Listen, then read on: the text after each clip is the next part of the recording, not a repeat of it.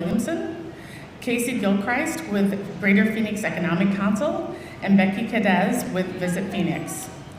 And now I'd like to thank and recognize our leader, Phoenix Mayor Kate Gallego, and welcome her to the podium.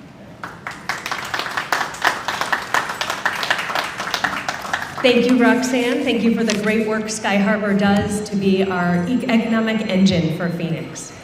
We are so excited to welcome Link's service between Phoenix and Toronto. This will be a great nonstop service that will help our residents get to Toronto and have a wonderful economic impact.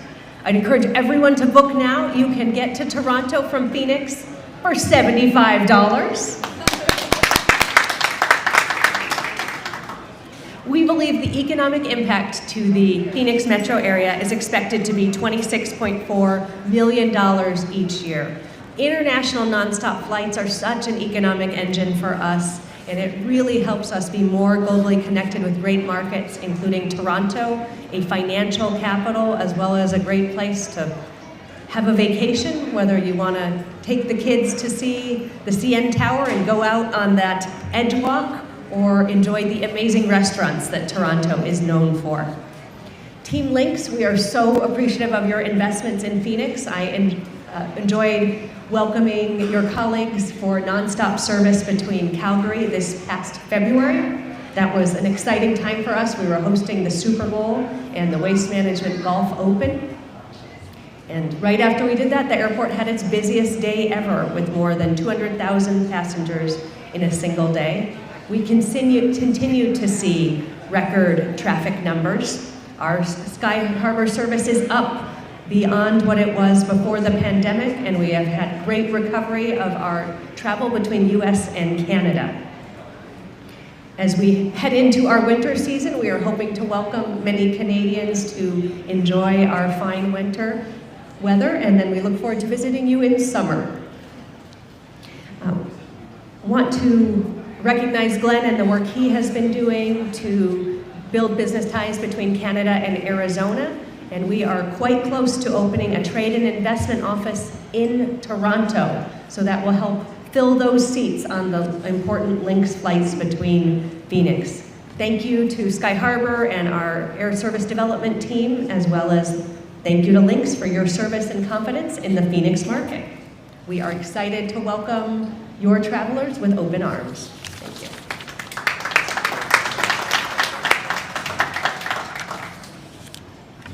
Thank you, Mayor. Now I'd like to welcome Jim Sullivan, President and CEO of Lynx Air. Welcome, Jim. Thank you, Roxanne, for the introduction, and Mayor Gallego, thank you for taking time out of your busy schedule to join us here in Phoenix today. Welcome, everyone, and thank you for joining us to learn about Lynx Air's new inaugural flight from Phoenix to Toronto. I'm Jim Sullivan, our CEO, and with me today is Vijay Bathija, our Chief Commercial Officer, and Ryan Melnick, our Marketing Director. And on behalf of the entire team working behind the scenes to make this possible, we welcome you all here to the airport today. We took to the skies just over a year ago in April of 2022, and since that time we've expanded across Canada and the US to 17 destinations. We started our international flights just 8 months ago, and we recently welcomed back our seasonal service between Calgary and Phoenix. Today we're here for the inaugural between Phoenix and Toronto, and with our expansion today, we'll be offering the Phoenix community 2,200 seats per week on Lynx Air. Today's flight offers a connection to the largest metropolitan area in Toronto, in Canada, and we're excited to connect Torontonians to this world-renowned golf destination with beautiful weather and beautiful landscapes. We're excited to provide this ultra-affordable option to connect families, friends, and businesses. Whether your travels bring you to a relaxing getaway, a conference, or to visit loved ones, Lynx will ensure a great flying experience at an ultra-affordable price. Great flying experience is not just about new airplanes and great crews. It's about transparency and communication. Pick and pay what you want and save on the journey. We'll provide you with a great flying experience at an ultra-affordable price. I want to thank the team here at Phoenix Sky Harbor International Airport for their support today, and to all the partners who came out to welcome us. What a warm welcome. Thank you very much.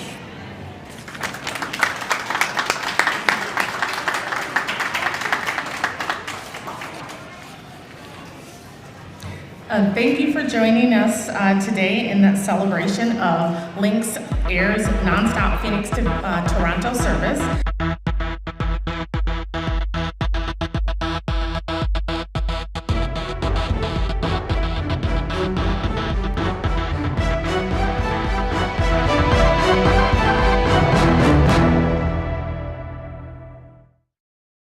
Construction work is underway for the Broadway Curve Improvement Project. We are improving 11 miles of Interstate 10. But many drivers are going too fast in a work zone, leading to crashes, damaging equipment and slowing everyone down. For everyone's safety, please slow down and pay attention to the road. Remember, you're in an active work zone. Please slow down your work zone and drive 55. One of the things we're very proud about here at the City of Phoenix is the work we did in the area around the Human Services campus. We've helped connect the vast majority of people that were camping in that area to indoor locations. So now when groups, well-meaning groups go down to that area and pass out food, they're bringing people that are currently indoors in shelter outside to the street and taking them away from those services. And that's really not something that we want to encourage. We really want groups like that to work with established organizations on the Human Services campus or throughout Maricopa County to still get that feel good of donating to the community or providing that meal to the community, but do it in a healthful way. Healthy givers understand that we must consider the long-term needs of an individual, and providing that one time, be it a meal on the street or in the park, doesn't help in the long run at all. So we definitely encourage individuals to think about that long term. We have such a generous community here in the City of Phoenix and Maricopa County, and we've had several groups reach out to our office specifically to find out how they can give. And really we encourage them to go to givesmartaz.org. That's the website for our Healthy Giving Council, where there's all kinds of opportunities for faith-based groups, individuals, or families to connect with our homeless service system.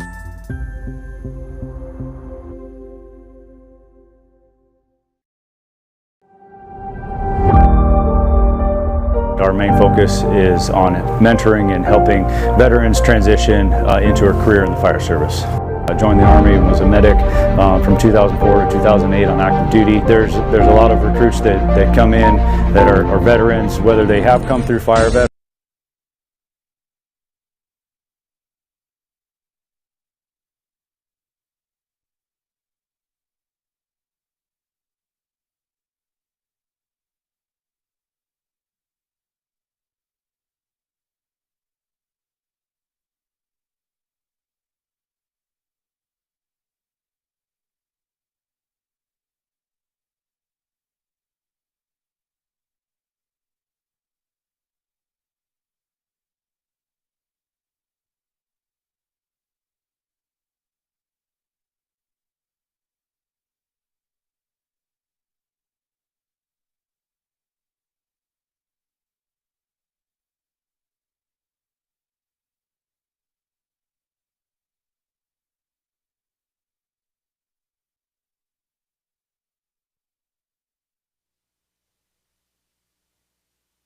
Good morning.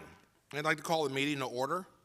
Welcome to the February 14th, 2024 Economic Development and Housing Subcommittee meeting.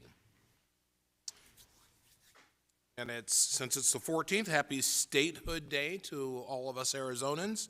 And as well, it coincides with Valentine's Day, so happy Valentine's Day to everyone. I'd like to go ahead and introduce our City Attorney, Paul Lee. Please explain the role of the public. Thank you, Mr. Chair, members of the subcommittee. During the citizen comment, the members of the public may address the subcommittee for up to 3 minutes on issue of interest or concern to them. The Arizona Open Meeting Law permits the subcommittee members to listen to comments, but prohibits members from discussing or acting on matter presented. The members of the public may also speak up to 2 minutes to comment on agenda items to be discussed. Comments must be related to the agenda item and the action being considered by the subcommittee. The subcommittee and the staff cannot discuss or comment on matter related to pending investigations, claims, or litigation. Additionally, any member of the public who appears before the subcommittee in their capacity as a lobbyist must, as required by city code, to disclose this fact before addressing the subcommittee. The city code requires the speaker to present their comments in respectful and courteous manner. Profane language, threats, or personal attacks on members of the public, council members, or staff are not allowed. A person who violates these rules will lose their opportunity to speak. Thank you, Mr. Chair. Thank you, Paul. I would also like to introduce our interpreter, Elsie Duarte, who will provide a brief announcement. Thank you, Mr. Chairman. Hello, my name is Elsie Duarte. I will be servicing as Spanish interpreter for today's Economic Development and Housing Subcommittee session. I will now take a moment to introduce myself to our Spanish-speaking audience and review some guidelines. Buenos días, bienvenidos a la sesión de la Subcomisión de Desarrollo Económico y Vivienda. Mi nombre es Elsie Duarte y estaré sirviéndoles hoy como intérprete a nuestra audiencia de habla hispana. Deseamos pedirles antemano, si va a dar un comentario público, por favor hable despacio, con claridad y evite tener distracciones de fondo. Finalmente, pausa después de cada una o dos oraciones para poder interpretar lo que esté diciendo de la manera más completa posible. Gracias. Thank you, Mr. Chairman. Thank you, Elsie. Okay, we'll start the subcommittee meeting with a call to the public. I know on my sheet I have several speakers. Do we have speakers ready to speak at this time? None? Okay. All right, thank you. We'll move on to item one. Item one is approval of the Economic Development and Housing Subcommittee minutes from January 10th, 2024. Do I have a motion? I'll move to approve. Second. I have a motion and a second. All those in favor say aye. Aye. Chair votes aye as well. The motion carries. Next, we move to the consent agenda, items 2 through 6. Are there any questions for staff on any of these items? Okay. Do I have a motion for items 2 through 6 then? Move to approve. Second. Motion and a second. All those in favor say aye. Aye. Chair votes aye. It's unanimous. Motion carries.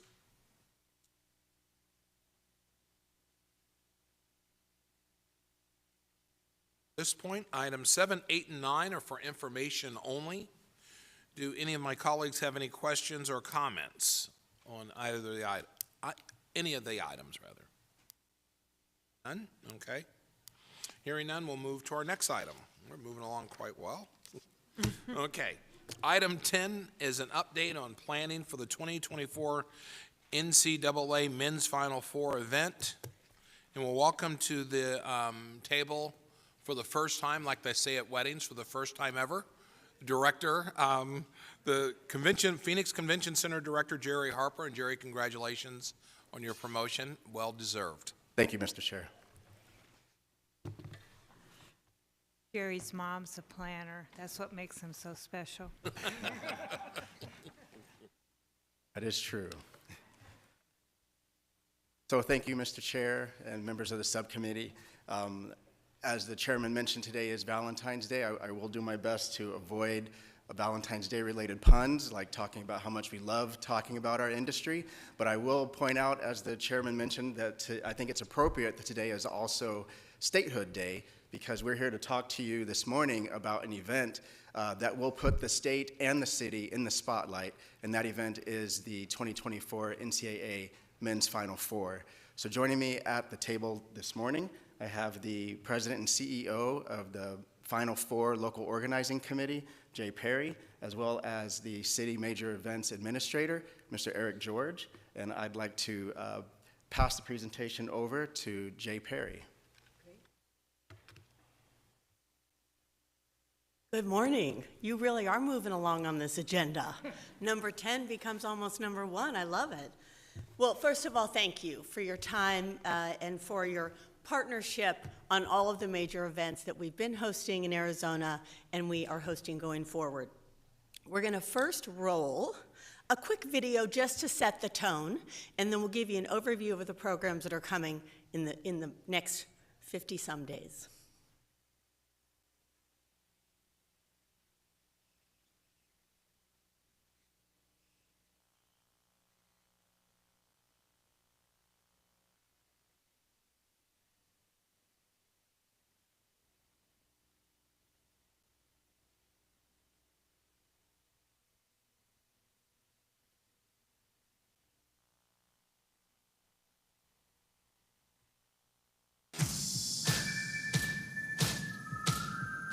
In the Wild West, basketball is once again rising.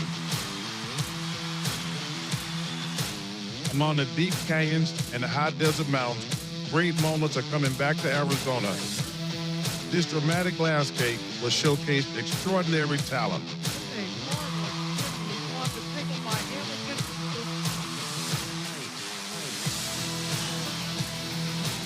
Feel the excitement as the champion registers court while the confetti drop. Witness the joy of cutting down the nets and hoisting trophies. The light in the desert. For the second time ever, the men's Final Four is headed to Phoenix in 2024.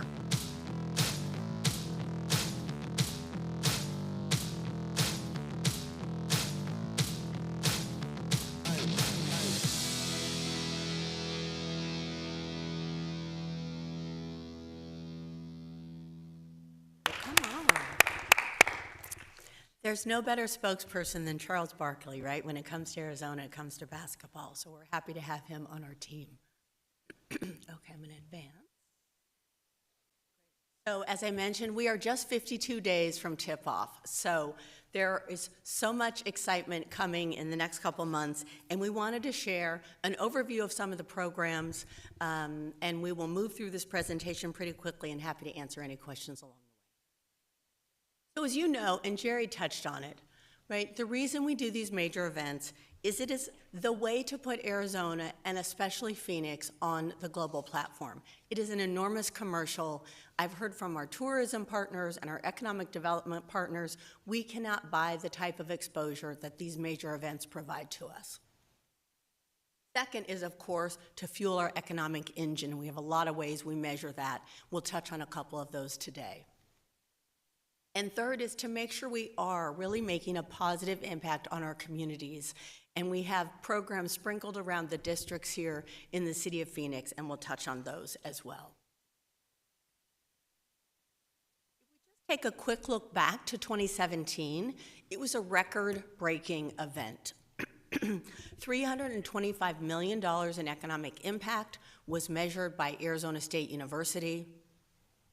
We had over 300,000 attendees at events around the valley, more than 100,000 partners and passengers through Sky Harbor Airport, who continues to do a phenomenal job, and many other ways that we are telling the story. Over 2,000 credentialed medias here telling the story of Phoenix and all the positive activities of our growth and our vitality.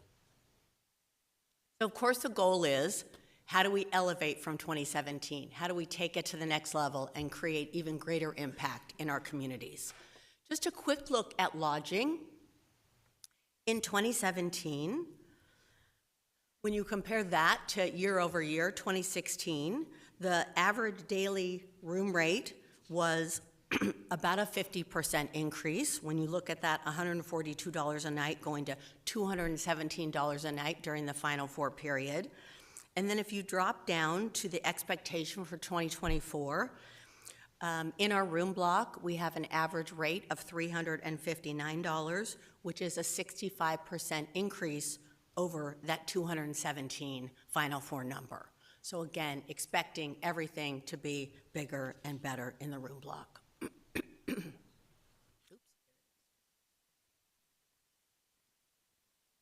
And we talk about a global platform. In 2017, the broadcast of the Final Four went to 176 countries, multiple languages, and the first time that we had a Spanish language radio broadcast for a Final Four.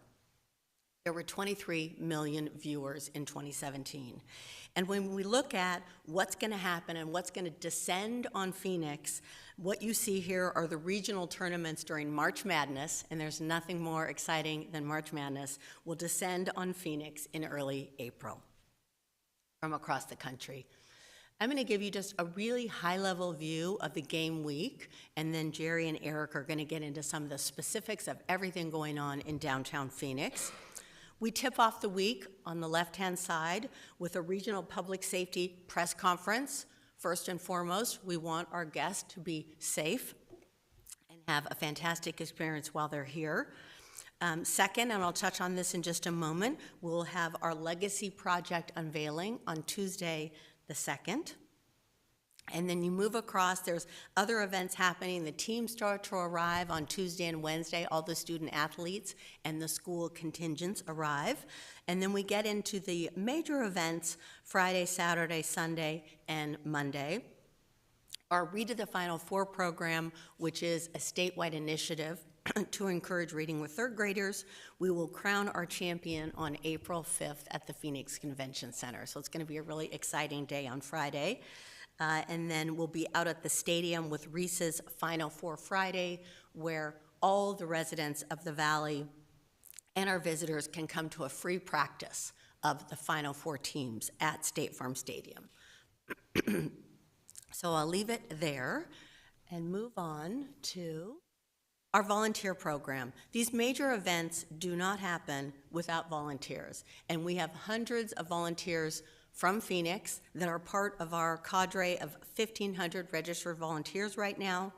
Our headquarters will be at 5th and Washington for all of our volunteers, so they'll all be cycling through the headquarters, and we'll have placements at the airport, greeting them, sending them on their way, and then around the Valley. One of the programs that's important to us and we are continuing on from Super Bowl is Business Connect.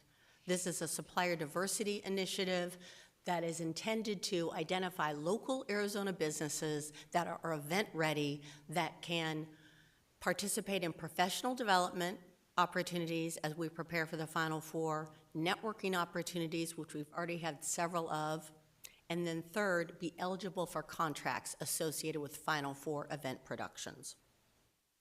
And this has been a really nice collaborative program with many of our downtown Phoenix supporters, excuse me, from DPI to Visit Phoenix to the Hispanic Chamber, the Black Chamber, ACA, Local First, you name it, a lot of organizations are involved in. How do we make sure that our Arizona businesses are getting a leg up as we host the Final Four? Next in the area of economic development is the CEO Forum.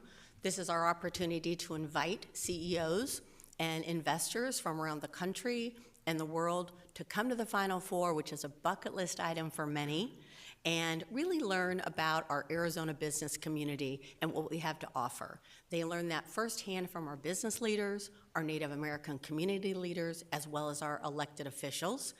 It's a 4-day agenda that we create for them, including attending the games, but really it's all that wraparound programming and content that we're providing that share the story of Arizona. Just looking quickly at our Super Bowl results, we had about 68 CEOs from outside Arizona. We have 3 committed contracts and 22 continuing conversations, and we work with economic development stewards around the Valley, including Phoenix, on this initiative. One of the really fun and cool programs is Read to the Final Four.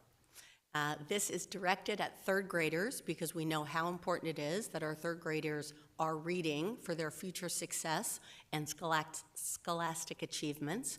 Right now we have just over 15,000 third graders around the state reading, which is nearly 20% of third graders in Arizona.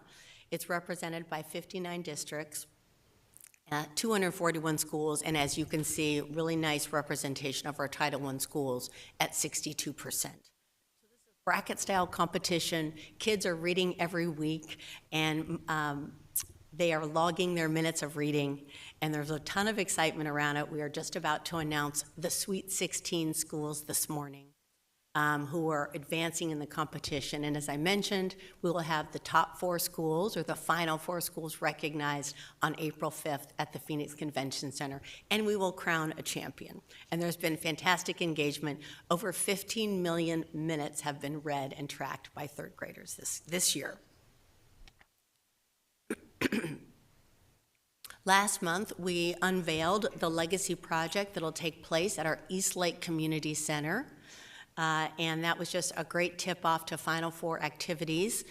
This project was identified with the help of many of the folks in the room as an area that was really in need and a place that we, in working with NCAA can make a difference and leave a lasting legacy. In 2017, it was Harmon Park, and people are still talking about that project, and so we're really excited to be underway with construction at East Lake for, as you can see, basically nothing will go untouched, right? A refurbished floor inside, court inside, a refurbished court outside, new weight room, new clocks, benches, backboards, you name it. It's going to be beautiful when we're done with this project. And we will, as I said, unveil this on Tuesday, April 2nd.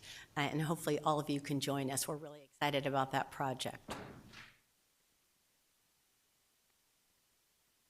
As with all major events, we want to make sure that we have a sustainability lens that we're looking through, and we know that's a really important initiative here in the city of Phoenix. So we've already had, and we will continue to have, leading up to the Final Four, many greening events. And so that's tree plantings, that's beautification projects. We will have some e-recycling events. We will also be doing food recovery during the week of Final Four events, and we work with our nonprofit partners to collect excess food and make sure that that gets back to our nonprofit organizations.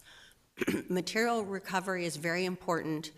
After the event is concluded, we will collect decor, lumber, carpet, signs, street pole banners, you name it, we will collect it, and then that gets redistributed and reused and repurposed by local organizations, as well as we turn it into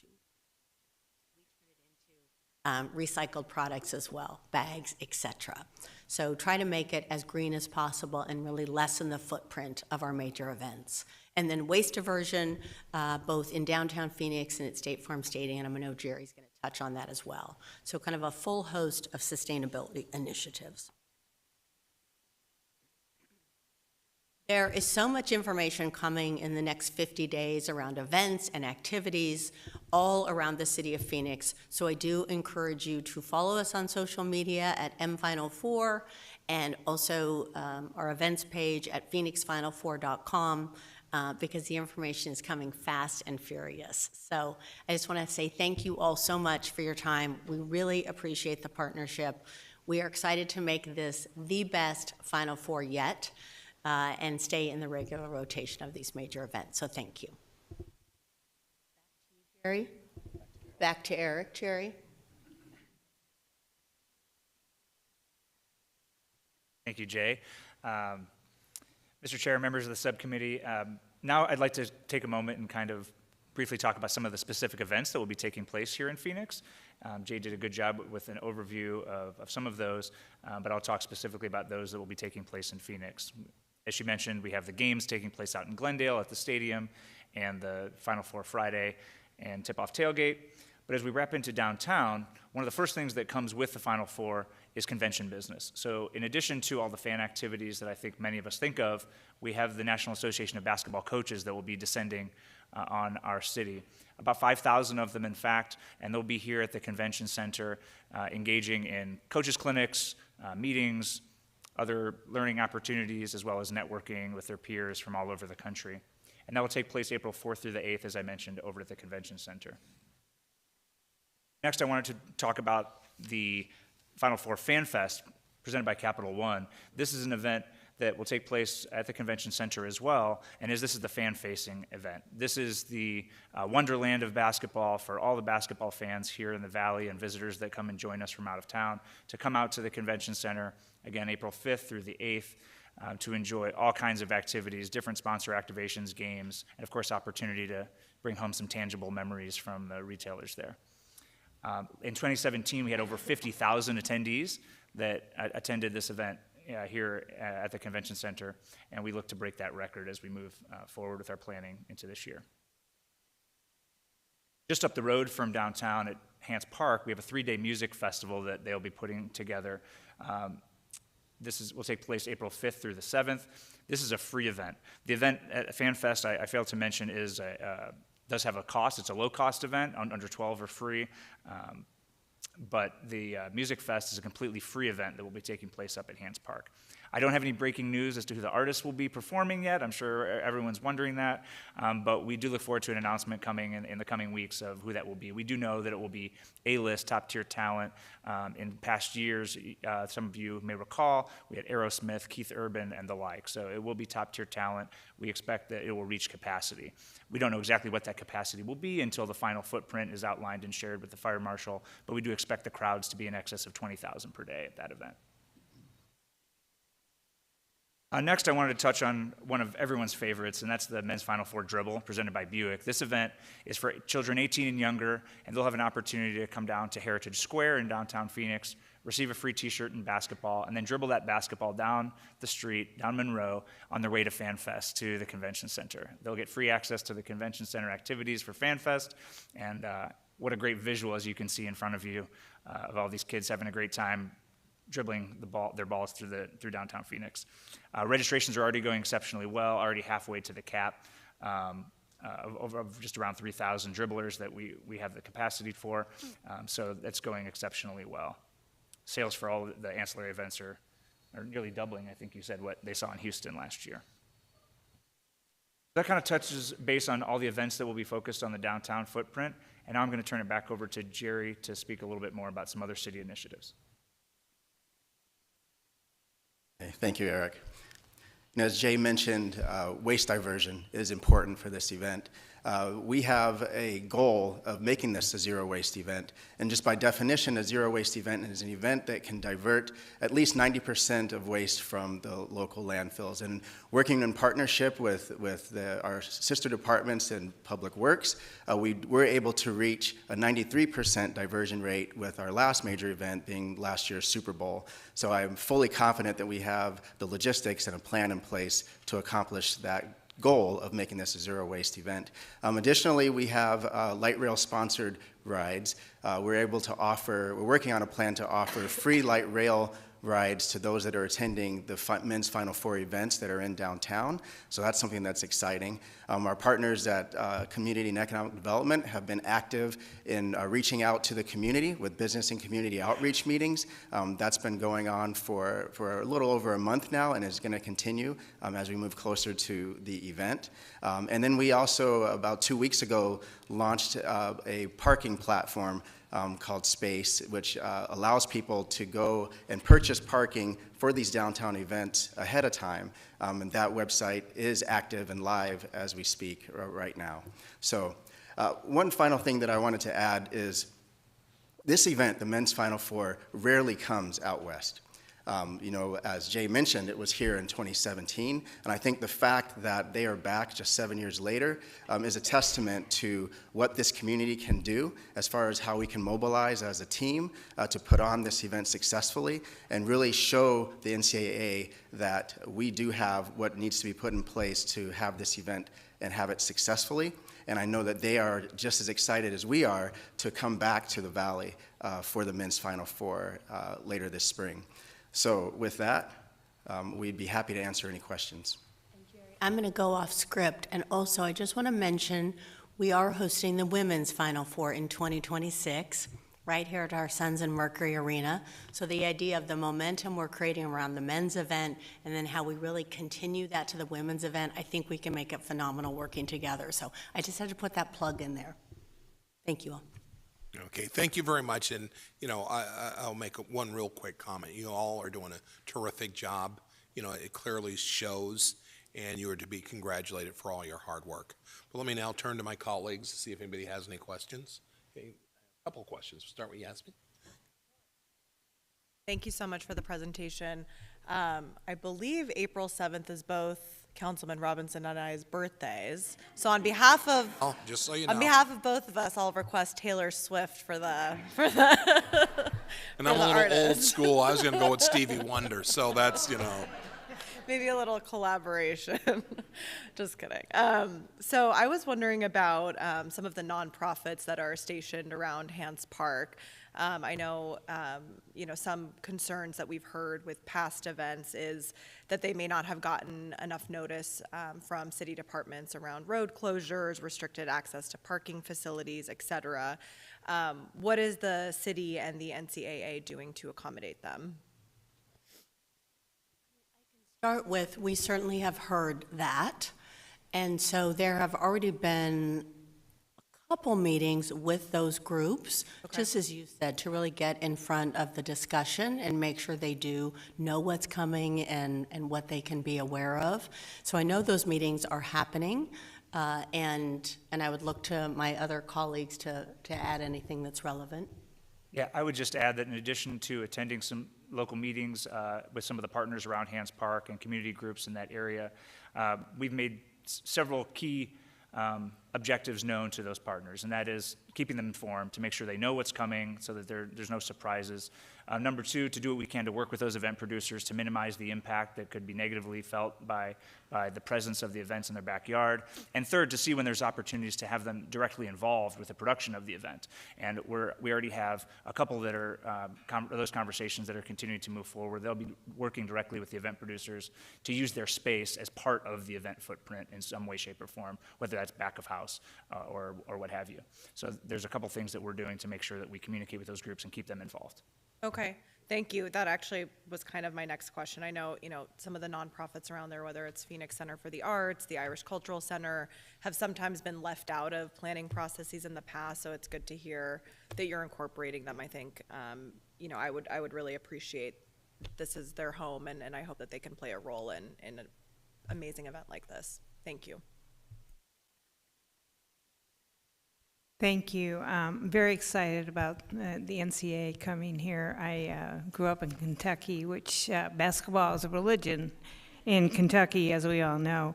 And I was here on the council in 2017, and I had the pleasure of seeing Three Blind Eye with my two millennial kids, one of their favorite bands. And it was such a great turnout. So very quickly, could you talk a little bit about your security measures that you're looking at to make sure that anyone that's visiting feels safe and secure in our community? We are rolling forward basically a multi-jurisdictional approach and our multi-agency communications center, where we draw on resources from around the valley. And that has proven very successful with the Super Bowl, very successful with the Final Four. And I will tell you, our community has become known for how well our public service, our public safety agencies work together and are very collaborative and really fill in the resources where they need to be filled in. I was just literally at a meeting with DPS before I came over here and talking about their commitment and their involvement in this event. So we have a lot of plans in place and are meeting on a regular basis to just make sure that we are really keeping that high standard of public safety. And Vice Mayor, let me add that on the city side, we have more than 20 city departments that are involved in the planning and execution of the Final Four. Key to that is our public safety partners in the police and fire department, as well as the Office of Homeland Security and Emergency Management. So we will be bringing a public safety planning item to the Public Safety and Justice Subcommittee next month to talk about specifically the public safety planning piece of Final Four. Well, thank you. That's great to hear. It's always a great event, even when it's not in Phoenix, but especially because it's going to be in Phoenix. And thank you for all your efforts.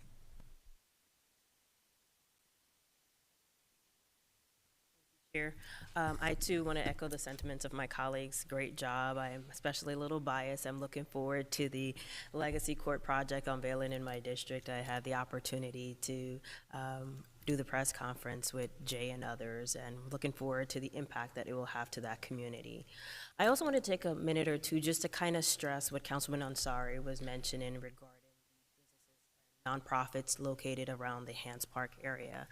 I too have heard some of the concerns. I just wanted to make sure that we are ensuring as much as possible that in the spirit of collaboration, these partners and the nonprofits are given the opportunity to continue their ongoing business functions with as little interruption as possible. Some of the concerns that we have heard include, for example, street closures for a very extended period of time.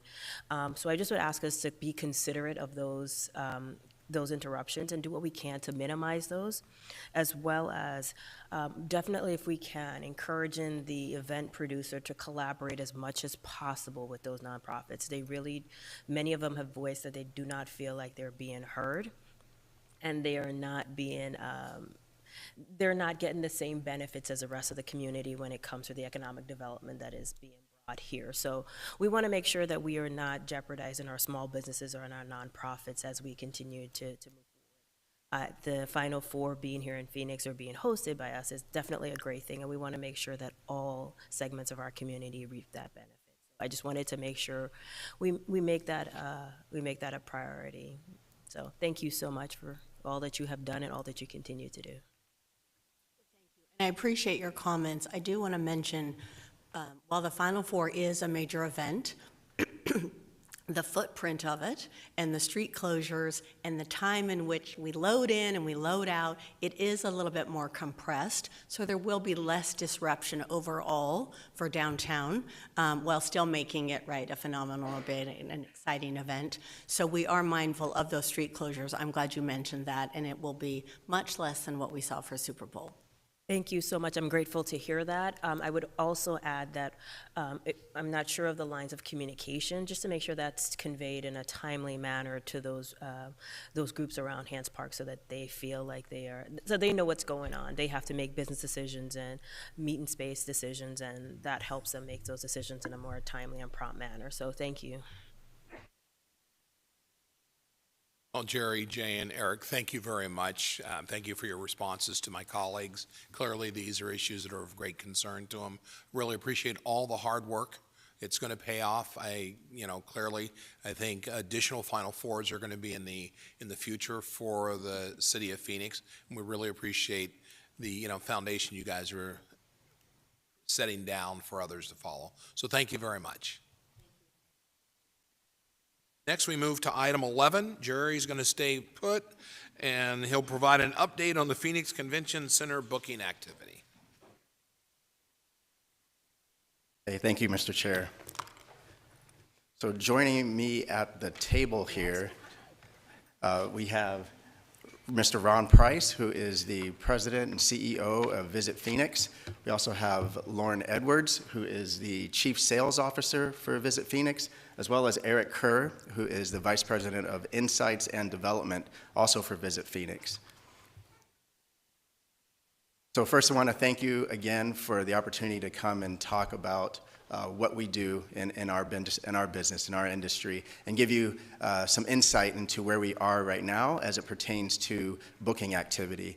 This morning, I'm going to go over a few things, starting with conventions, to kind of give you a look into where we are right now, a little bit of a look into where we've been, and also give you a glimpse as to where we're headed. I'll do the same as it pertains to attendees that are tied to these conventions, as well as the hotel room nights. Then I'll also spend a little bit of time talking about how we started off the year, the calendar year 2024. It was unprecedented as far as the events that we had in January at the Phoenix Convention Center.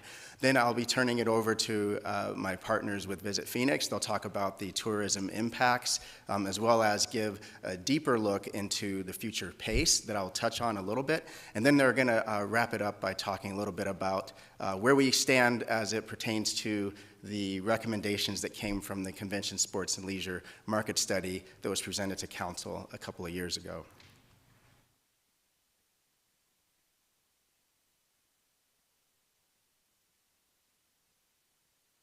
Okay, there we go.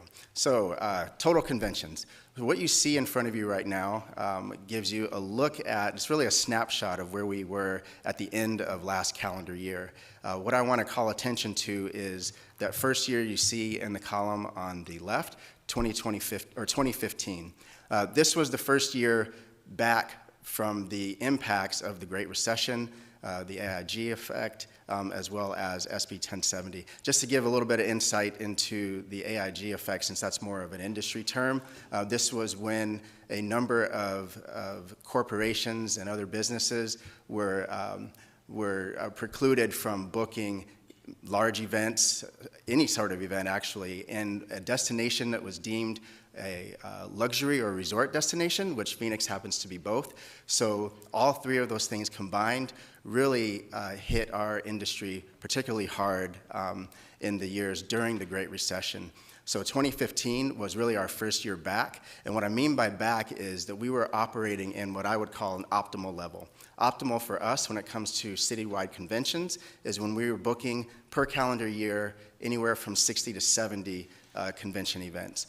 And just to give a definition, when I'm talking about a convention or citywide event, I'm referring to a major event that utilizes at least 2 of the 3 major hotels in downtown Phoenix. This is only speaking to these citywide conventions. When we're talking about all of the activity at the convention center, we're usually in that 300 to 400 range with all the events, but the total conventions are the ones we like to focus on because those are the events that bring money from outside the state into the valley. So 2020 was actually, it was going to be a banner year for us. If I remember correctly, we're expecting to have about 74 conventions, citywide conventions, which would have been the high watermark for us. Obviously, with the worldwide global pandemic, our industry was decimated.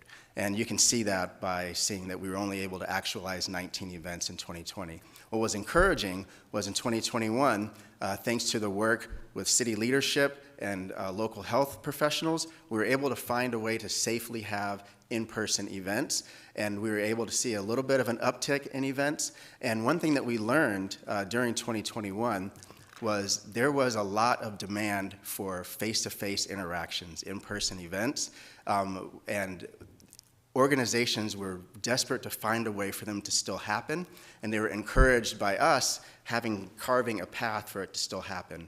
2022 was the year when we were confidently able to say that we were back to what we call pre-pandemic numbers, as you can see on the slide in front of you. And then 2023 really solidified that sentiment because we were able to have back-to-back years. We were operating comfortably back in that optimal range. And you can see looking out in the future, we are actually in a pretty good shape as it pertains to the pace for future events. This speaks to attendees. Attendees, sometimes referred to as delegates, these are those people that come from outside the state. One way I look at it is these are the people that are bringing that money. You know, their pockets is where that money lives. And they're coming here to the valley, spending that money when they're staying in our hotels, utilizing our bars and our restaurants, and this is the true indicator of the economic impact of these events that we bring into downtown Phoenix. You can see the pattern here follows the slide that you saw before, and I'd like to point out that 2023 we are in position to have what would be our second highest number of delegates since the expansion was complete in 2009. And then the total hotel room nights, this is what our hotel partners are excited to see. These are also following that same pattern that you saw before, with 2022 having us comfortably back, and then 2023 being another very successful year for us, and we're in good position going forward in future years.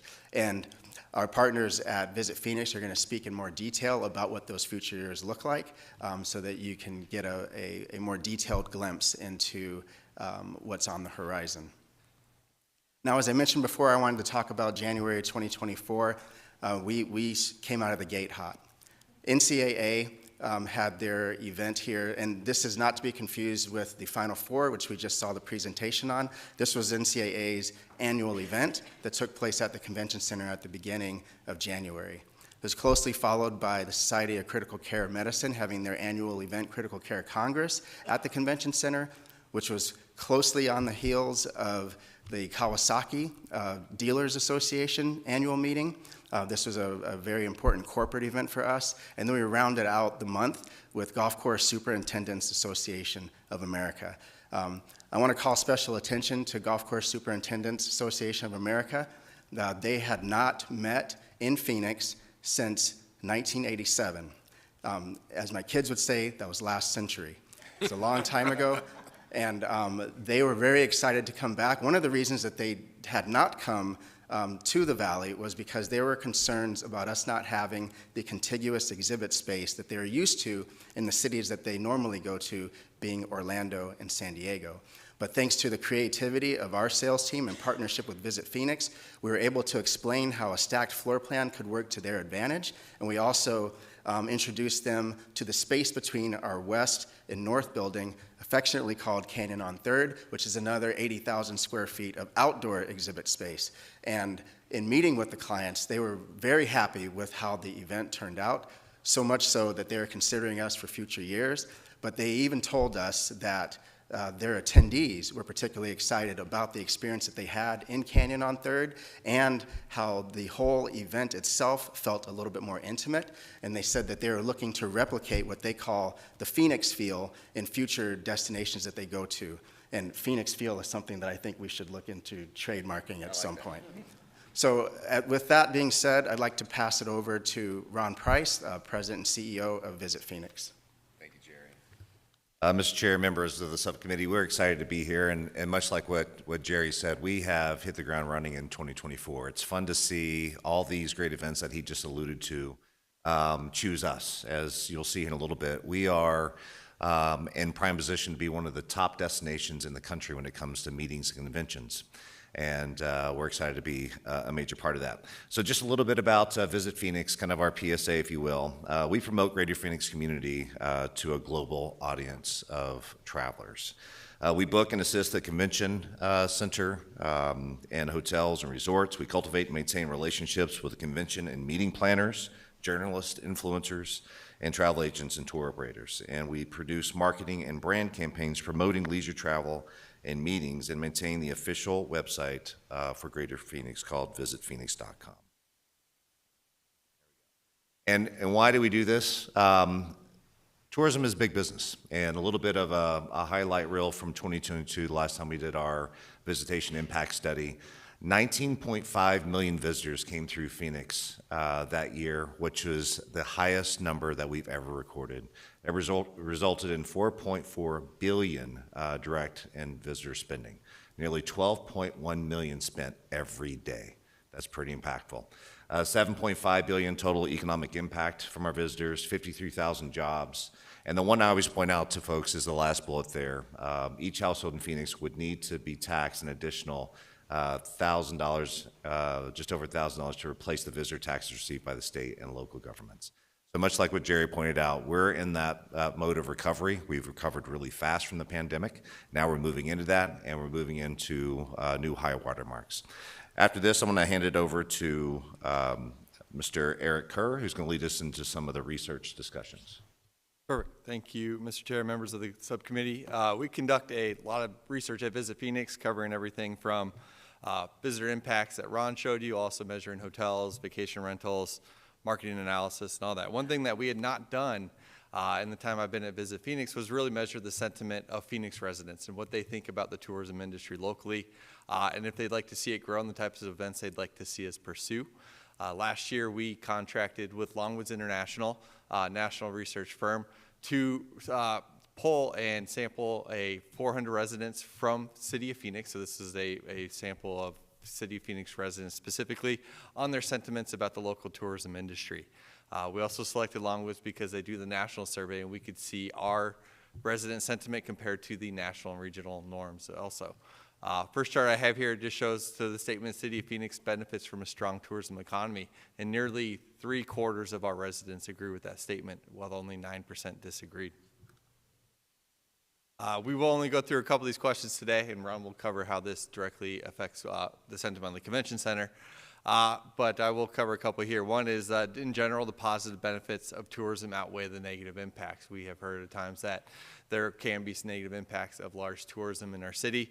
Overall, 64% of our residents agree that the positive benefits outweigh those, and this was a higher percentage than the national sample.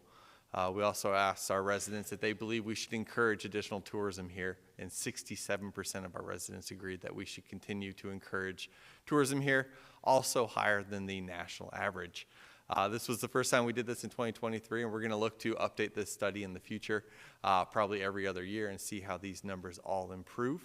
But we hope to use this as a benchmark of weighing the Phoenix residents and what they think about our industry and the direction we'd like it to go. Next, I'm going to hand this off to Lauren Edwards, our Chief Sales Officer, and he's going to cover more about our convention booking pace and major conventions coming in the future. Good morning, Mr. Chair and members of the subcommittee. As Eric said, I'll touch on convention booking activity and the impact thereof. As you can see on this first image is our convention booking activity covering fiscal year 2022-2023. Whereas Jerry referenced earlier, we returned to optimal booking levels, achieving 301,000 booked attendees for all of future years. And this is pretty impactful because this exceeded the acceleration in terms of what we projected for recovery. And for the midpoint of this fiscal year, 23-24, we are well ahead of that pace, with 30 conventions on the books for all future years and over 183,000 future delegates booked, representing $188 million in estimated direct spend. The next slide here represents our future pacing, and this is a snapshot of how our future years are stacked up. The red bar you can see left to right, that's our benchmark of 300,000 delegates. What we currently have in the books is in green, and our pace targets are in blue. And this really helps us see where our peaks and valleys are. And it's important to note, too, that we are booking conventions all the way out into the future, with our furthest out convention on the books in 2031. When you look at our 8-year pace outlook, we are 18% above. In the next 3 years, 24 through 26, you can see there we're 20% above our pace targets, meaning that the next 3 years are extremely healthy in the convention center. This year, we're above pace by about 10% in 2024. As we look at our need periods, this doesn't mean that we do not have opportunity years ahead of us, 2028 and 2029. We do have some opportunities, but we do have not only the tentative pipeline, but we also have a little time on our side to get those years reversed. In terms of major conventions, in 2024, Jerry just mentioned the golf course superintendents. The attendance for that event was 13,500, which exceeded, that was a new record that was set.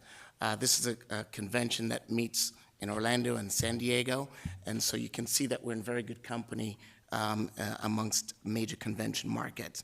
American Heart Association just wrapped up last week with over 4,500 attendees. Later this year, we will welcome the American Academy of Family Physicians. In September, they will have about 8,500 delegates coming to downtown Phoenix and our surrounding hotels. In 2025, we will be hosting the Religious Conference Managers Association annual meeting called Emerge, and this is a group that brings together 500 event organizers that plan religious conferences. And this has been traditionally a big key market for Phoenix and downtown Phoenix, particularly as it pertains to our summer periods. We'll also have American Clean Power Association meeting here in May of 2025. And then the big one I wanted to reference to is SemiCon West. As we know, the investment that chip manufacturing has had on the city's landscape. So we're gearing up to host SemiCon in 2025 and in 27 and 29 beyond that. In terms of the other conferences, what's kind of the common thread that you'll see here? These are all knowledge industry conventions that the city is focused on getting here that aligns with the business attraction efforts of the city and all of our partner stakeholders. So as Ron mentioned, the impact of convention business and what this really means. Convention business drives out-of-state visitation to downtown and our surrounding areas. The 10% that you see is pretty significant because this doubles our numbers from last year. And of course, with the added airlift that we're seeing in Sky Harbor, as well as the announcement of Air France, we are very excited to see how that will track into the future.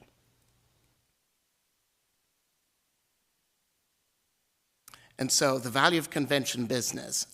Convention business is really what we're focused on. You can see what it generates in excess of $100 more than the standard leisure visitor. So that's something that we're constantly focused on, is how do we keep that convention center full. Convention business also brings those conventions that are associated with the key growth sectors to Phoenix that GPAC and all of our other economic development partners are focused on. So there's a lot more alignment in our efforts to collaborate and work together to bring those knowledge industry events to Phoenix. Conventions also support the local businesses, whether it's catering companies, AV companies, business services, and a whole slew of other companies that also generate workforce and employment opportunities for our Phoenix residents as well. And at this time, Mr. Chair and members of the subcommittee, I'll pass it on to Ron Price. Thank you, Lauren. Appreciate it.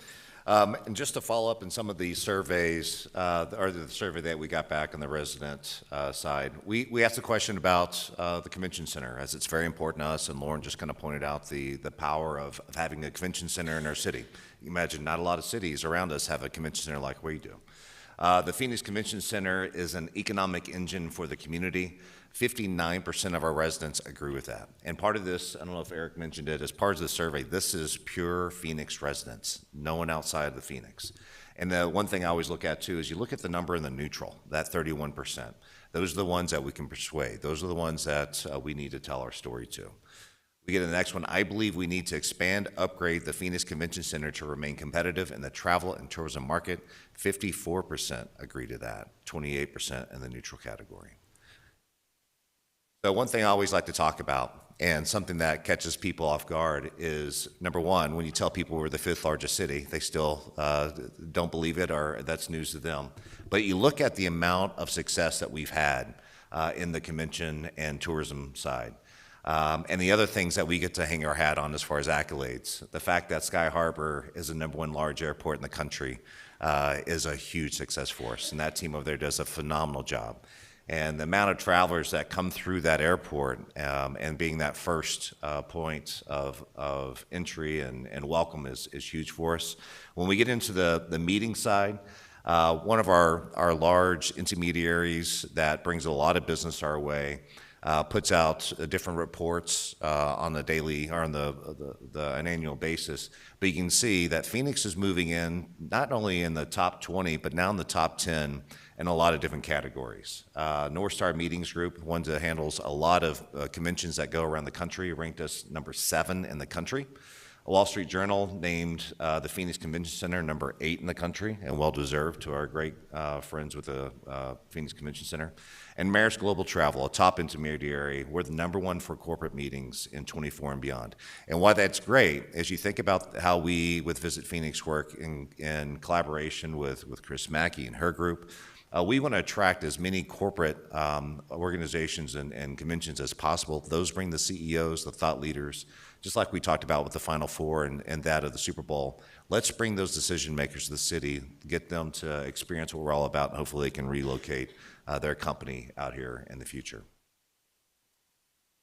And follow up, one thing that, the reason we talk about our convention center so heavily, not only does it bring more revenue to the city, which results in tax dollars, but we look around and say, well, we're in stiff competition.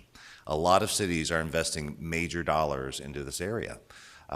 Many of you know this, but as we look into the cities that we compete against on a regular basis, Anaheim being one, they are in the process of developing a brand new entertainment district in Anaheim, new hotels being added. Denver is in the process, or just opened, I believe, their latest multi-purpose room. Denver's a major market of competition for us, an outdoor rooftop terrace. Seattle is in the process of adding more space to what they have. And these are the ones that we really pay attention to. Los Angeles, a major West Coast competitor for us.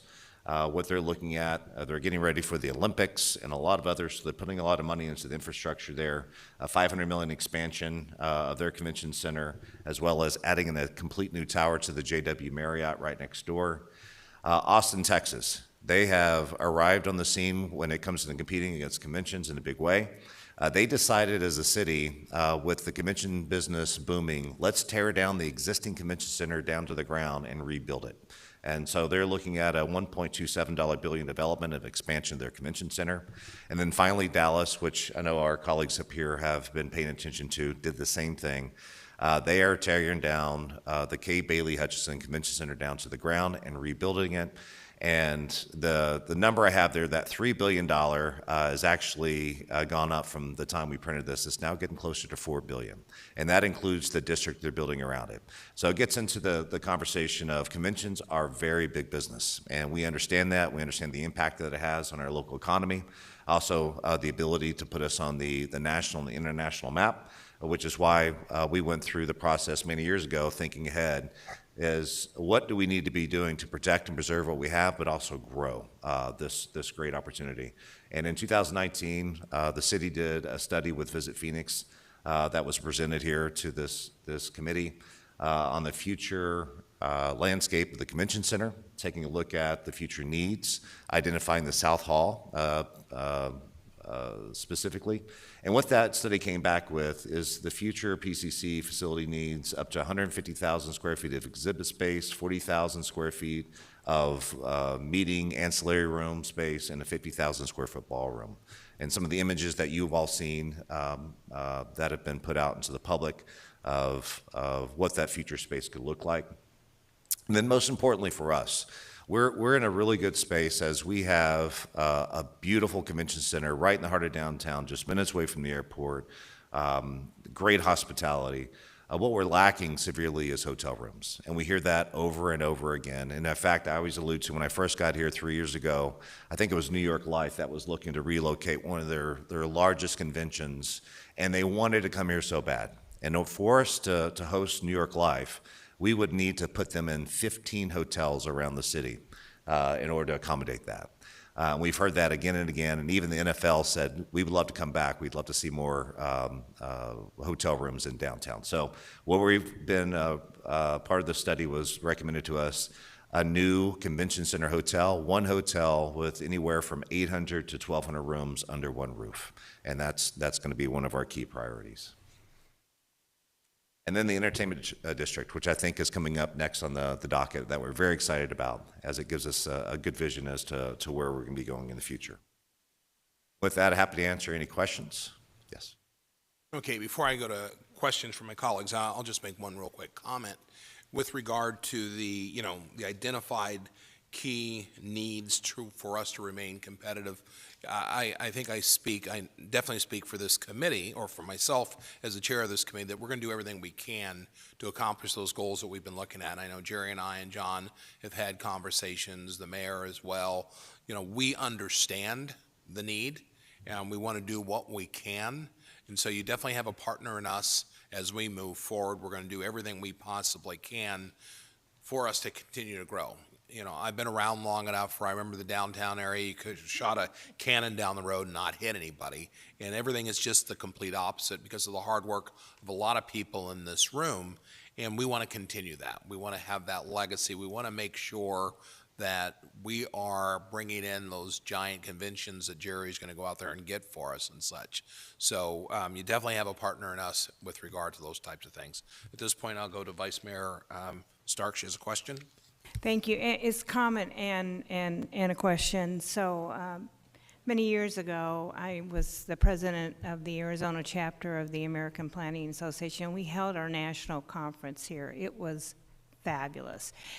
And I did not realize all the work that Visit Phoenix does to help the convention center out. And I appreciate everything you guys did. It was a terrific conference. One thing I did hear from our visitors was the frustration of the hotel rooms. So there was another conference going on at the same time, so we were competing for hotel rooms. And so some of our visitors had to stay uptown and take the light rail. They weren't complaining, but they wanted to be downtown where the action was. So there was a little frustration. So anything we can do to help you get another hotel, I think, is critical. And to that end, I would hope that our legislature understands the importance of GPLETs. And Chris, I would love to have TIFs, but we need those kinds of tools to get that type of facility in our downtown area. So I, along with the chair, am committed to doing anything we can do to grow our convention activity, and anything I can do with the legislature to show them the value of GPLETs. And hopefully someday we can talk about TIFs, because we need those types of tools. We're competing, as you pointed out, with all these other cities, and they have those tools. We need those tools, so I guess I'm here to say, however you need me to help you, I'm here, and I one day hope to have our national conference back here, because I know everyone enjoyed it, except for the hotel portion. Thank you. Thank you, Chair. Thank you for the fabulous presentations, and kudos on an outstanding job. The data is clear. The numbers show the results of the hard work. So I wanted to say that I was particularly impressed by the accolades from the Wall Street Journals, but the one that really took me in to made me happy was to see the resident survey. I think that shows what we are doing is working. However, it shows that we have a little bit of work we can do based on what we saw, what I see in some of the results. And I was just curious, is there anything that we, that was gleaned from the survey as areas of improvement that we can help change our residents' satisfaction just a little bit more? It's particularly on the questions about their sentiments towards tourism. Was there anything that, and you don't have to answer now, but I just wanted to keep that in mind as we move forward, to make sure that the residents feel that they are moving forward as we transition, not transition, but as we grow as a city. Because economic development is definitely key. Many people, I grew up in a tourist-based economy, so I understand that without tourism, many businesses wouldn't function, and I don't know if it's a messaging that we need to do a little bit better to our residents, but I just wanted to keep, to be mindful of how we can make sure that our residents understand what we're doing and feel like they're a partner in this. And I just wanted to kind of piggyback off of what Councilwoman Starks mentioned regarding, I had the pleasure of serving as a conference coordinator for a conference held here in Phoenix, where we dealt with the Phoenix Convention Center, and the accolades that we felt as a feedback was phenomenal. So there's great things from that perspective. The one feedback that we did get, that I did receive, and it could be because it was July also, we can't control that.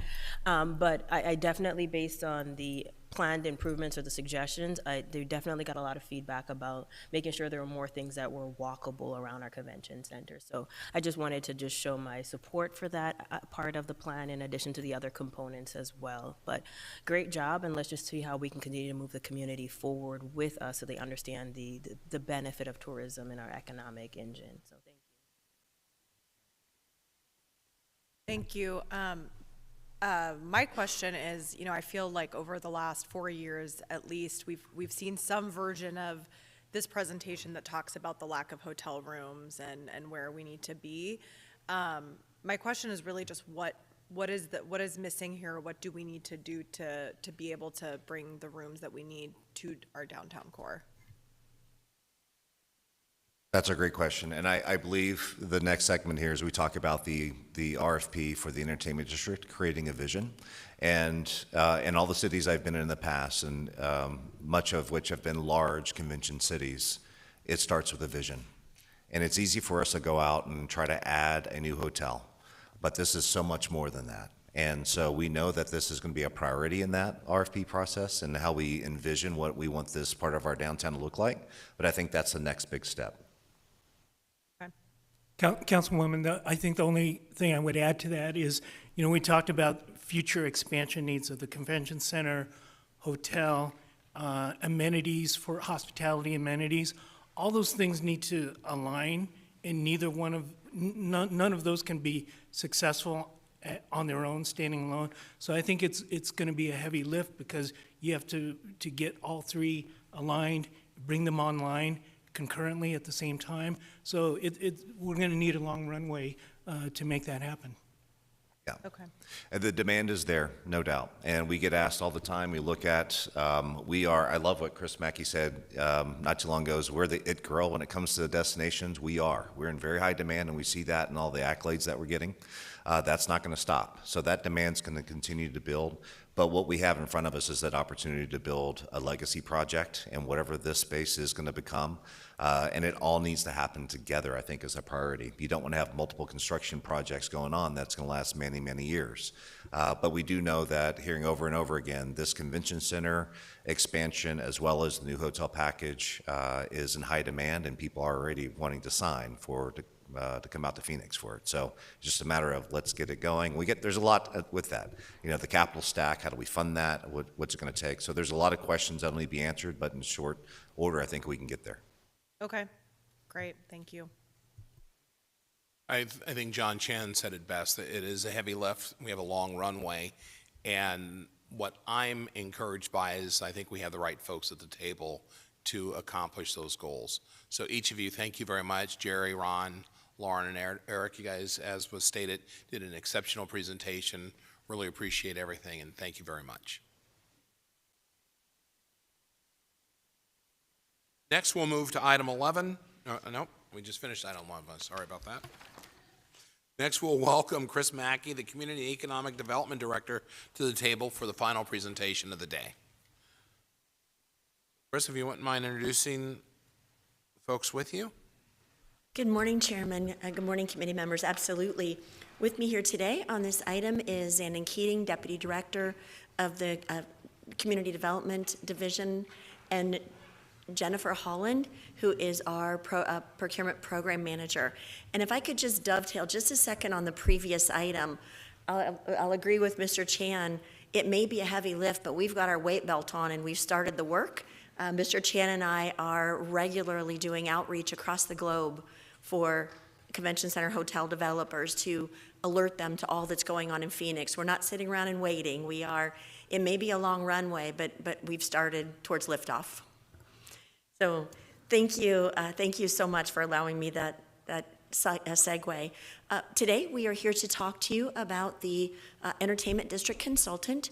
As you will recall, we did go out for a request for proposal at the council's direction and received quite a number of proposals that Zanon Keating is going to walk you through today. As Mr. Price kind of set us up well for, the 2020 Convention Sports and Leisure Study did show the three items that we did discuss, the recommendation for the entertainment district. As I like to tell people, I think we've got the entire six-pack. We're just missing the little plastic thingy that pulls it all together and sets us apart on the ability to market. When Mr. Chan and his team updated the study in 2022 following the pandemic, just to see if there were any changes, we were again validated by the destination marketing organizations that were surveyed through CSL that entertainment district is still a key component of their approaching us for continued conferences and exhibitions. It's not just our convention center business, it is our downtown developer, our downtown tenants, but as Councilwoman Hodge Washington so thoughtfully put it, it's engaging with all of our citizens and making sure that they feel connected and involved in our downtown market and feel they're connected back to the heart of the community. So the entertainment district, as we envision it, would not just be for conventioneers and downtown tenants, but it really would be to engage all of our citizens, not only in Phoenix, but around the valley, to reimagine downtown. As I said, with me is Zanon Keating. I'm going to turn it over to him to walk you through, I apologize, I'm going to turn it over to Jennifer Holland to walk through the RFP services and how we handled those to come up with our recommended proposer. And Chairman, if I might say, this is Jennifer's first time presenting before the City Council.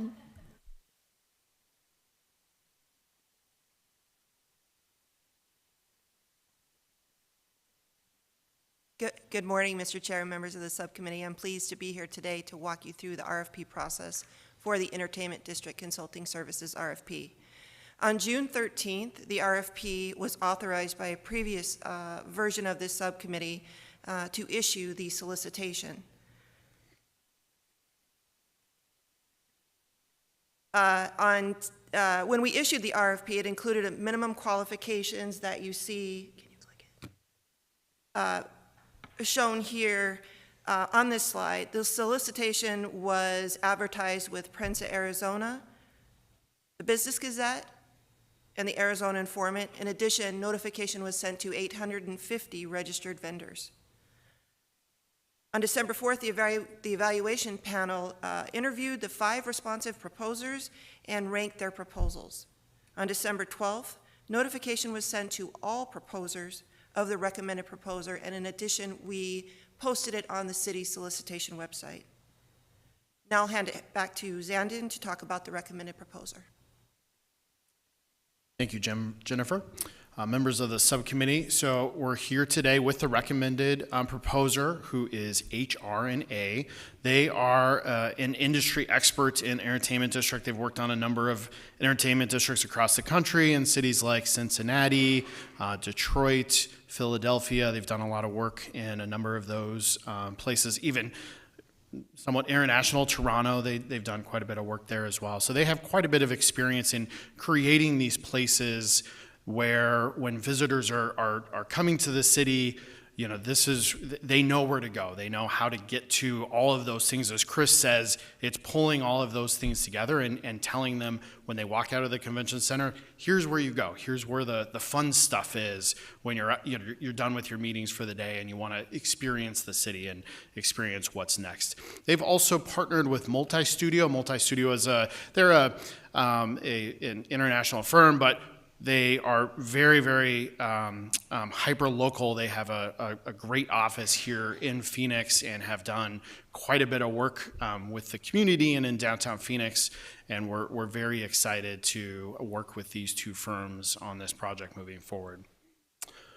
So a little bit about the scope of work. So there's a large piece of it that is, of course, public engagement. So there's a lot of stakeholders here that we need to know what is important to them, you know, what sort of things do they think need to be considered, you know, where do they envision these things, the entertainment district going, what are some opportunities that we might not be thinking about. So there's a large piece of public engagement as a part of this. There will be quite a bit of an analysis that goes into this project of thinking about, are there additional users that we need to be bringing into the mix? And where do we kind of see this? How do we sort of wrap the boundary of an entertainment district into this overall plan? Next, there's an implementation plan. So that's really kind of the big thing for us, is what do we need to be doing? What does the city need to be doing? What do the different partners and participants within the entertainment district, our various partners in downtown and within the tourism industry, what do they need to be focused on in order to make this a reality? So there's a lot of things that go along with that. There's a vision document that would be created. We need to be looking at things like what are our challenges and where are some good opportunities that we can really focus on to make this a reality. Are there things that from a code standpoint that we should be looking at, especially from a zoning perspective? Are there things where some relief is needed and could be helpful to drive these things forward? Of course, there is that boundary. And then in the future, what are those future growth opportunities that we might not be ready for today, but we should be thinking about in a little bit more of a long-term perspective. And then, of course, there's also the market side of things. You know, where can we focus on from a financial standpoint? What is feasible? What makes sense? We want to make sure that we're doing this in the right way. We're being responsible and we're putting our resources in the right place. Along with this, of course, there is a budget. So what we're proceeding with is a not to exceed of $529,000. That does include a contingency. So the actual budget is quite a bit lower than that. It's about $480,000. But of course, we know that there are things that are going to come up through this process that we're not anticipating today. And so we want to make sure that we're planning for that appropriately.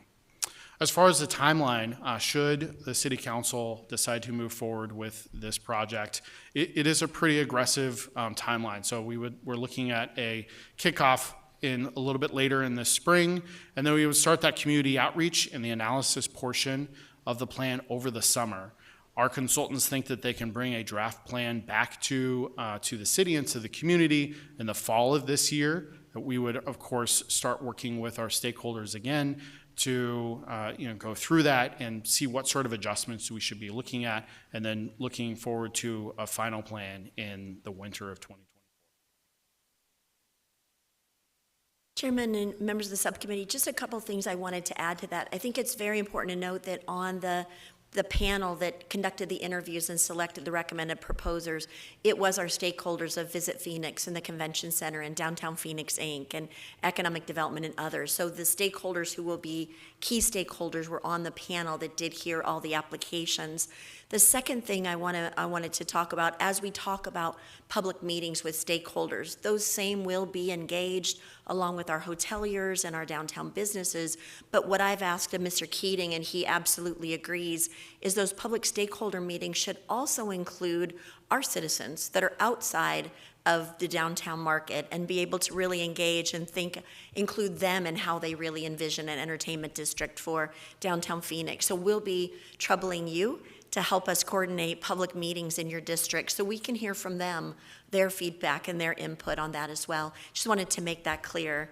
And with that, staff would recommend moving forward to the full city council the approval of the contract with HR&A advisors for consulting services to assist us with the creation of the entertainment district. And Chairman, we're happy to take any questions you might have. Okay, thank you very much, Chris. I'll go to Vice Mayor Stark. It's kind of an odd question, but have you thought about talking to some of our resorts like Kierland or Desert Ridge and see how their visitors might want to interact with our downtown area, especially if we had an entertainment district? I'm just curious. I know it's a different market.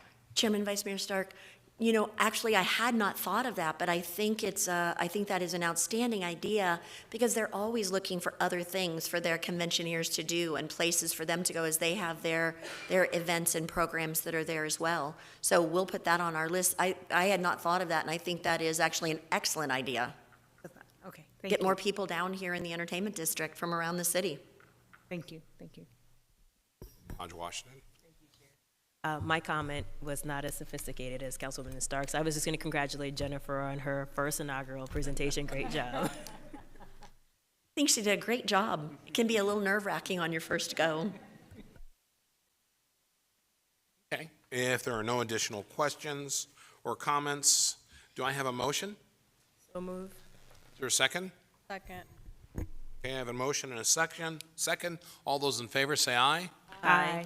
Chair votes aye. It's unanimous. It passes. Motion carries. Thank you very much. Really Thank you, appreciate it. Chairman. And Jennifer, congratulations. That was the last item today. That was the last item for today. So at this point, or the last item we should have for today is a call to the public. Do we have any registered speakers? We do.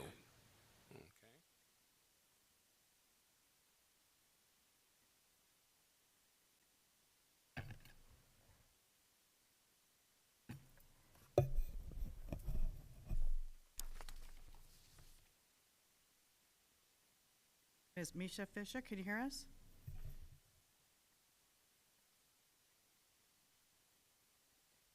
Misha Fisher?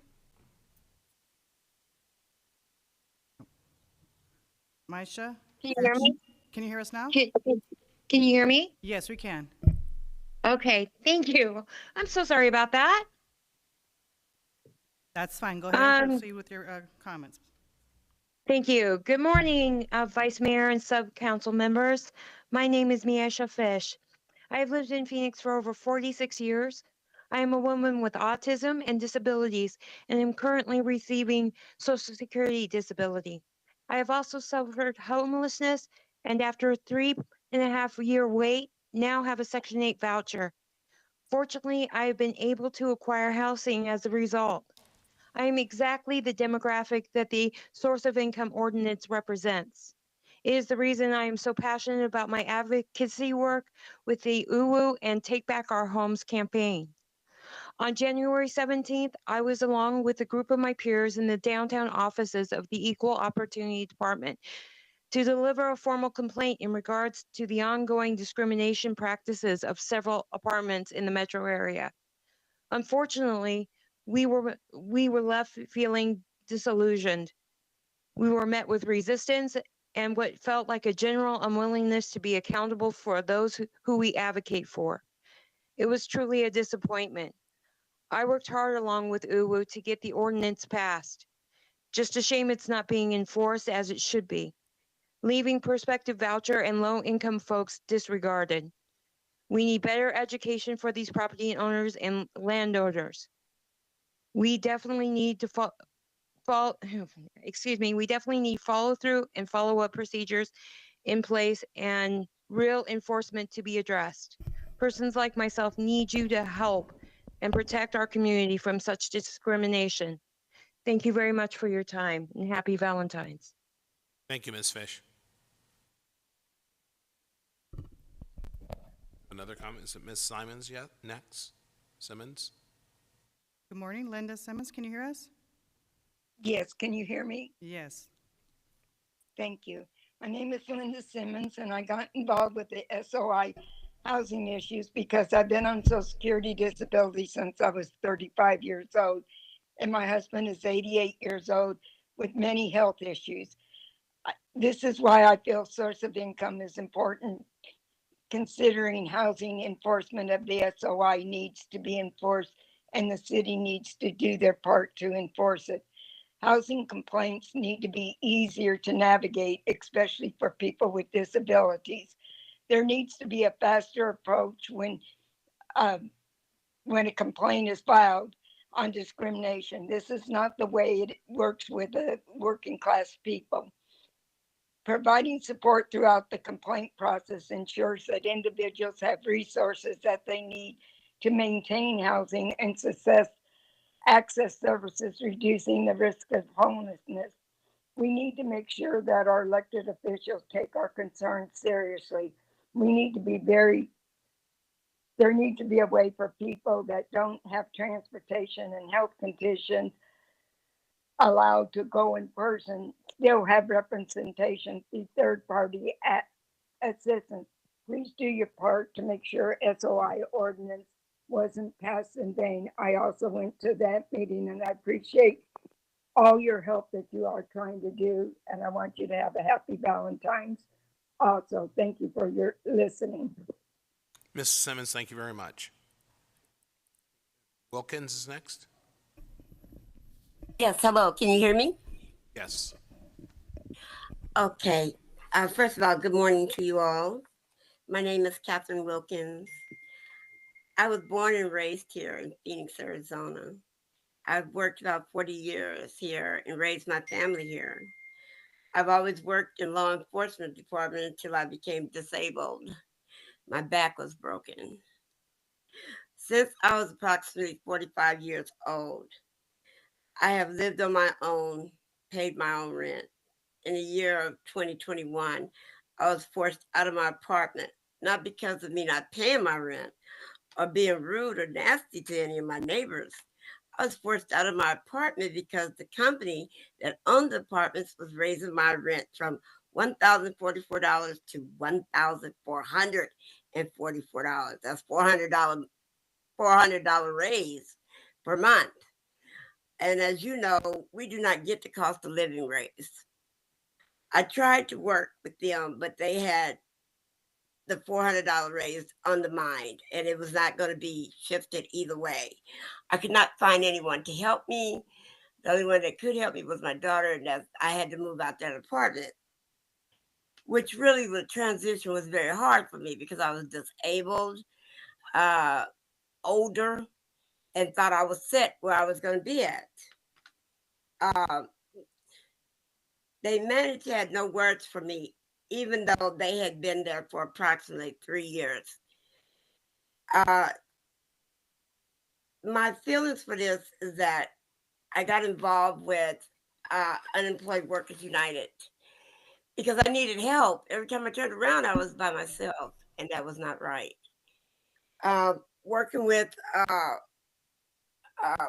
work, Unemployed Workers United gave me a chance to where I didn't care for bullies.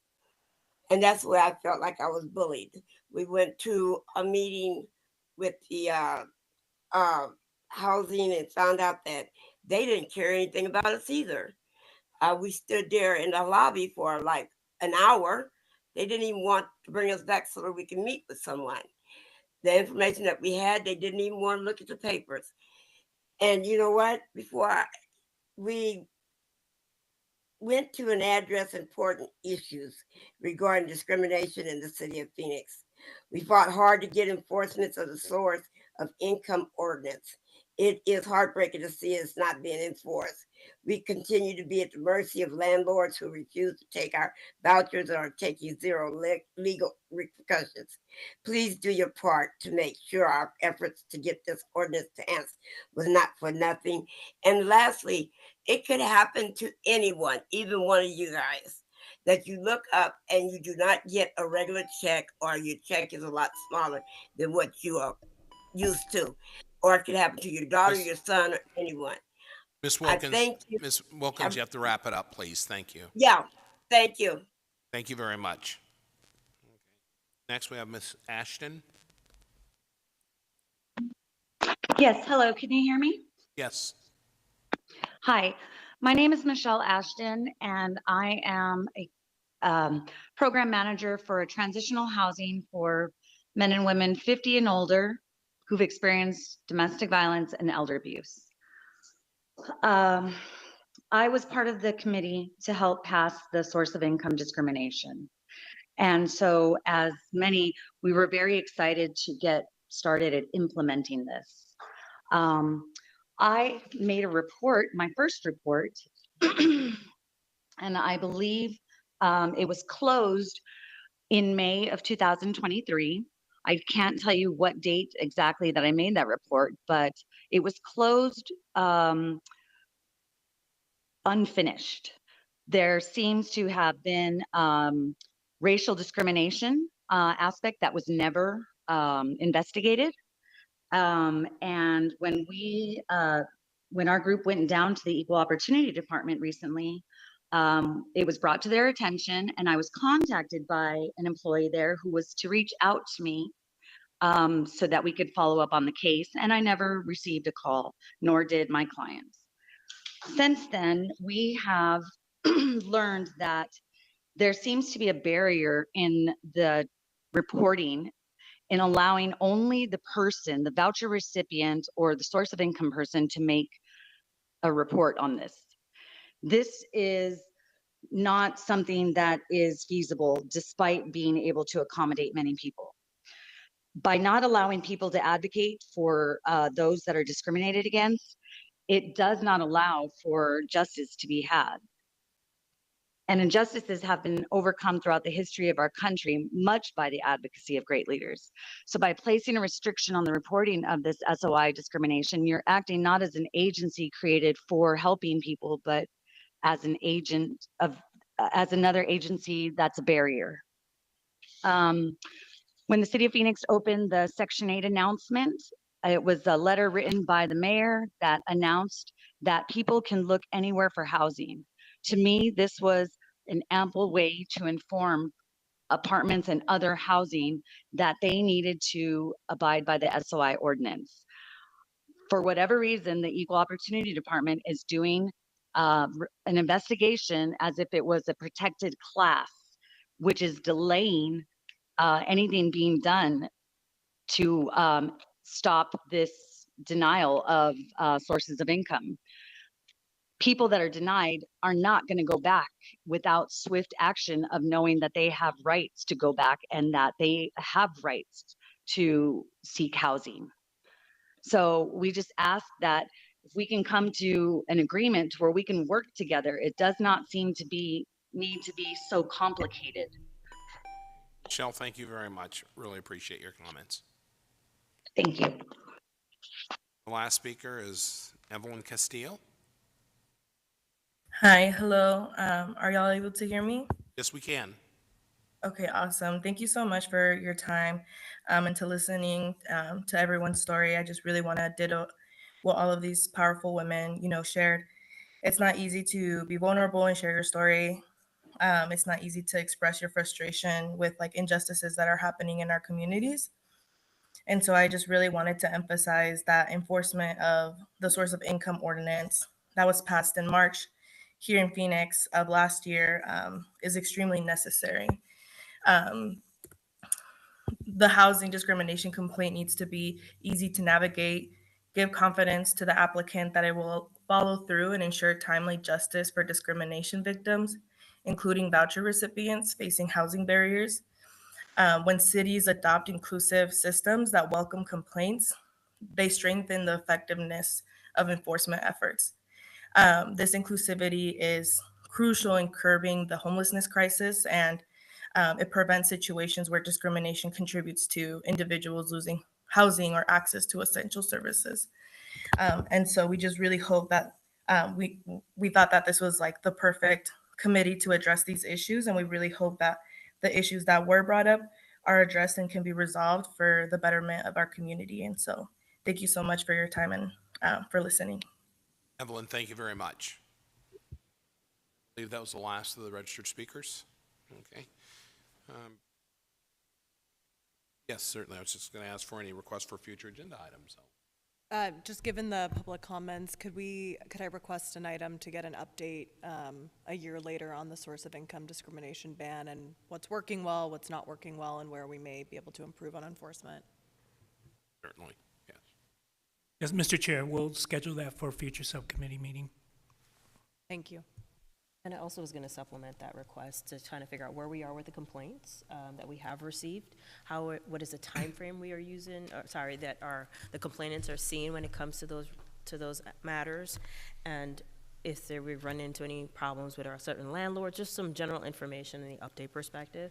And I was going to deviate just a little bit from the current speakers and also ask for an update on if we can have in the future an update on the housing plan, specifically the breakdown of the number of units that are needed and where we are currently in the pipeline, or what's in the pipeline for us to figure out where our greatest needs are.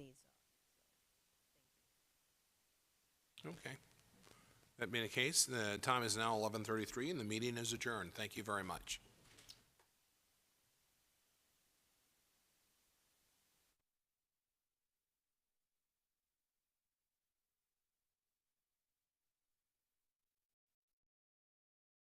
Parks in the country?